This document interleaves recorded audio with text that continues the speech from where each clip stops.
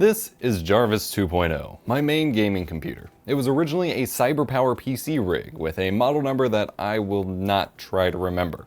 But you guys know that I never leave things stock. CyberPowerPC did a fantastic job with the rig, but I've swapped storage around, added a 10 gigabit NIC, and swapped the GPU up to the new NVIDIA RTX 2080 for that hot new NVIDIA action, video on that soon. Along the way, I also cranked up the overclock a lot. This bad boy features an Intel Core i7-8700K, beast of a CPU, and I've pushed the OC up to 4.77 GHz on all cores.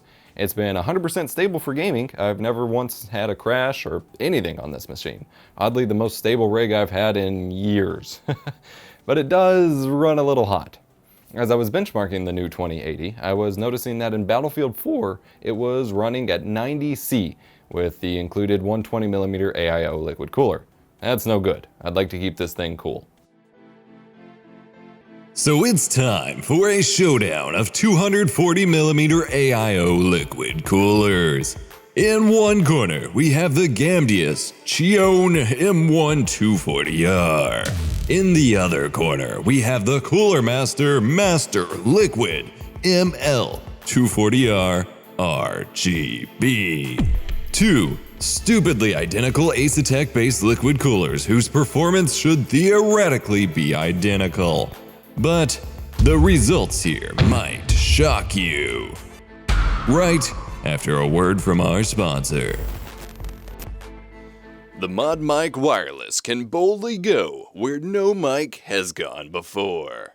This microphone can attach to any headphones, requires no additional wires, features very low latency, a dual capsule microphone, 12-hour battery life, and LED indicators on the receiver so you know when you're muted and or when the battery is running low. And you can basically run your entire house without ever losing a signal. What more could you ask for? Learn more by clicking the link in the video description. While I love the case that this rig came in, and I actually got quite a few notable replies about others liking it when I shared a photo on Twitter recently, it only supports 120mm fans. 3 in the front, 1 in the rear, and supposedly 2 in the top. There's cutouts and a dust filter for them, but... Alright, I really don't know who came up with this top dust filter frame idea.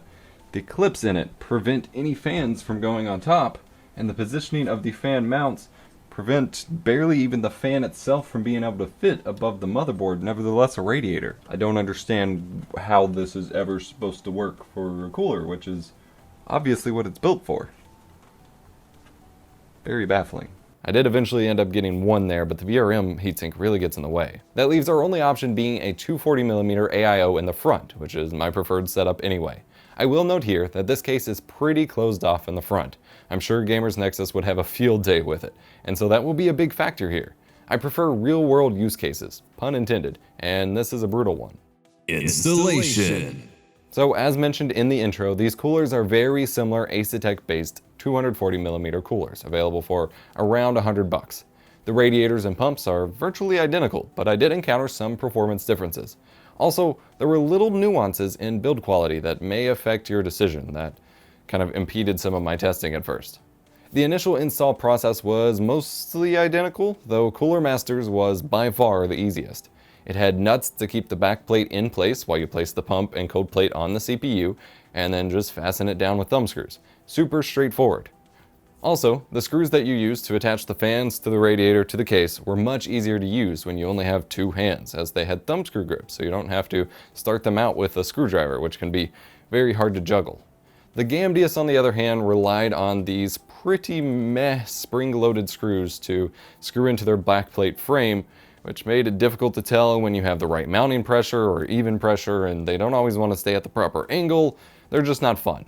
But the backplate for Intel 1151 was already set up with the screws in place, whereas Cooler Master's backplate needed a fair bit of assembly to actually get started with.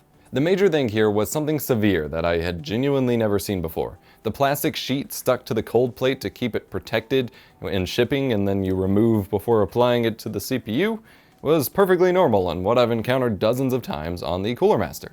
But on the Gamdias, the sheet left behind an ungodly amount of adhesive residue all over the cold plate. Like, this sounds silly, but it was bad. my fingers would stick to the plate. I wiped and wiped and wiped with rubbing alcohol, but it just seems like it was gumming up more than actually helping. And this wound up being a serious problem, as my first round of temperature testing had it failing the burn-in test almost immediately and just running significantly hotter than the Cooler Master 240R. Almost caught up with the original 120mm AIO the rig came with under intense load. The adhesive posed a significant thermal problem. I pulled it back off and grabbed a kitchen sponge with the little scrubbing side to it. We didn't have any actual scour pads, and just scrubbed for like half an hour. I'm sure this is terrible for the cold plate, probably introducing many extra micro scratches and all of that. But I got most of it off by the end of the second round, and the temperatures cooled back down. But this is really not good. I probably got unlucky, that's just how I am, but you really don't want to skimp out on the adhesive if that's what's happening here, because that's pretty important. We'll talk about their visual differences after we cover performance. Performance is fairly straightforward. I pulled away a 10°C max temperature drop with both of these coolers on average in my testing. It doesn't sound like much, but during these tests, the CPU was staying at around 500 MHz higher clock speed under load than with the original cooler. While I had an OC applied of 4.77 GHz in the BIOS, the chip would clock down as far as 3.89 GHz to keep cool and stable under load with the 120mm original cooler. But I was anywhere from 4.3 to 4.5 GHz in most tests with both of these coolers, returning to the 4.77 in time. So I'm thinking in the long run, I'll tone this OC back to 4.5 GHz just to keep it cool, but needed to keep it consistent for this testing. As you can see, the Gamdias and Cooler Master coolers are mostly neck in neck, which is what you'd expect for mostly identical coolers. The only issue being that first round with all that extra adhesive goop still left on it on the Gamdias, that thing ran hot. But with enough scrubbing, it eventually caught up to the Cooler Master. For testing, I tend to kind of use my own benchmarks. I have found that nothing stresses a CPU quite like a full tilt FFmpeg encode on a SSD, where the only bottleneck is the CPU, not the storage, which is usually a bottleneck. So FFmpeg short is taking a short OBS NVENC 4K 60fps capture and encoding it to ProRes at 60fps. And FFmpeg long is taking a 12-minute VP9 YouTube download of a 4K 30fps Linus Tech Tips video and encoding it to ProRes at 30fps. Then I ran the Passmark burn-in test just to have something more common, and then tested temperatures in a 64-player match of the game I first noticed high temps in, Battlefield 4. I don't currently have a tool to actually measure average CPU temperatures over time, so you're looking at the max temps that each core reached and then averaged together, which is why my clock speed stayed so much higher. Things stayed much lower in these temps on average, but the peak temps were the problems that I was concerned about. All tests were done with the Arctic MX4 thermal compound. Performance is close enough between the two to be possible margin of error, and this is with the Gamdias fans running at max speeds allowed by the RGB controller, which I will mention in a minute, while the Cooler Master fans are running from the motherboard on the default setup fan curve that I already had for the original fans. Aesthetics. Both pumps have a RGB ring around the pump's outer edge, but handle the logo differently. The Cooler Master 240R just has the border of their logo lit up, with the actual Cooler Master text mostly illegible, which is a tad odd, but might be good for those who don't want to show specific logos. Especially since Gamdias gives you the full logo lit up, but their logo is a bit, well, For the fans, Cooler Master gives you all the RGB from the center outward, though you do get you can clearly see the hotspots of the actual LED sources around the bearings. This is probably the look that most people would prefer, based on what I've seen from other RGB builds. That being said, I was actually attracted to the Gamdias fans due to the fact that this CyberPowerPC build actually came with red fans that were only lit around the ring, and this dark tempered glass only shows what's lit up through it. So the effect is actually really cool, and I'm pretty sure I still feel that way with these Gamdias fans here as well. Much better. That green NVIDIA LED was looking really weird with all those red fans before. Oddly enough, by the way, this rig came with an RGB controller adhered to the back of the motherboard tray and connected to SATA power, but with nothing else plugged into it. It's a proprietary one too. I'm not sure if this is a default for all of their builds for optional configurations or what, but it was very weird to encounter once I was really taking it apart. The RGB controllers are where I have some serious issues, however. Both use their own connectors, to the extent that the Gamdias fans have two wires running out of the fan, one for power, one for RGB, but run to a single end connector.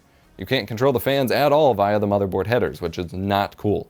Cooler Master's fans do run to the motherboard just fine, but their RGB controller has no built-in way to keep it mounted to the case, whereas Gamdias's has magnets built in, which is pretty handy.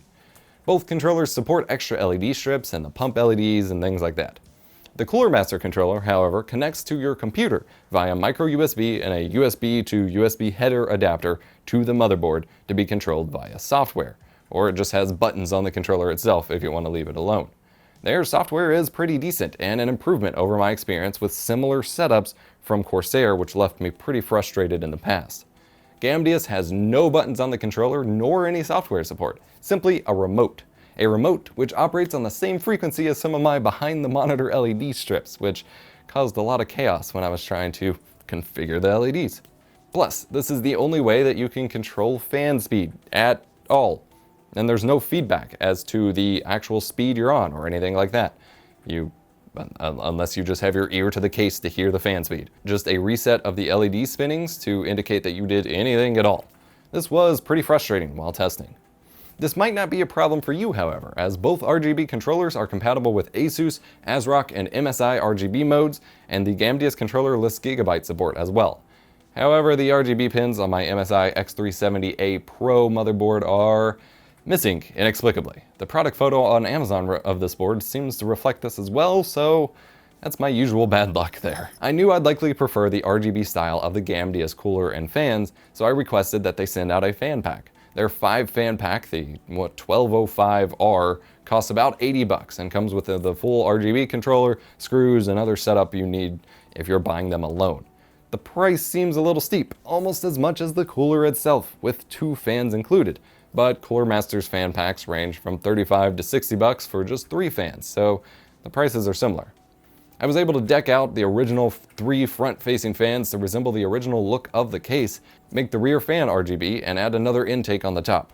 Now the radiator does block the view of the 2 radiator fans from the inside of the case. I could use the extra 2 fans included in the fan pack for push-pull configuration on the radiator if I wanted to try to link the 2 RGB controllers together, if that's possible.